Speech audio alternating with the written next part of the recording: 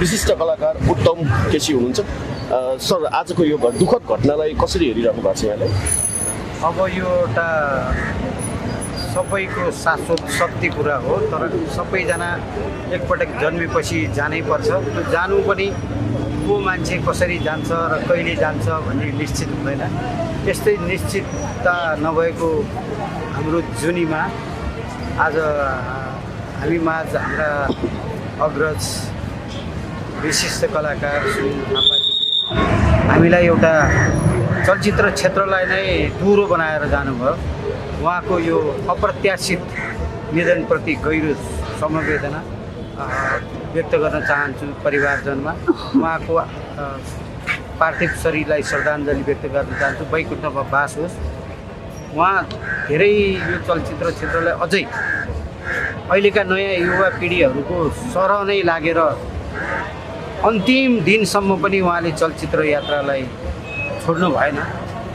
मैले सुनेअनुसार अघिल्लो दिन राति 9:30 बजेसम्म पनि उहाँ चलचित्रको सुटिङमै हुनुहुन्थ्यो र भोलि 6 बजे आउँछु भनेर छुटेर गएको मान्छे उहाँ फेरि जान पाउनु भएन।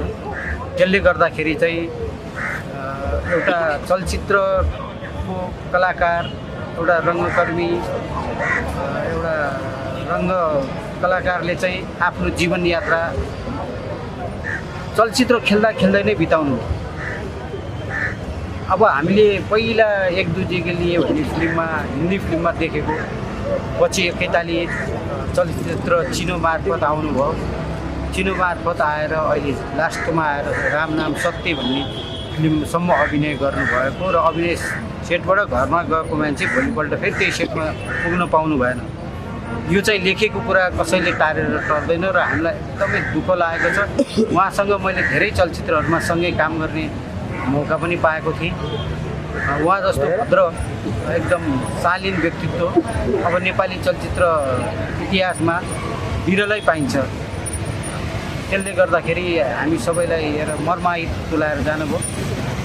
उहाँको आत्माले शान्ति पाओस्, यही नै भन्न चाहन्छु।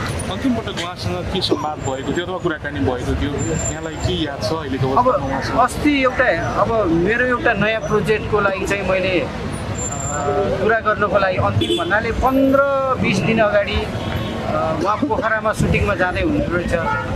मैले फोनमा कुरा गर्दै म अहिले पोखरा जाँदैछु,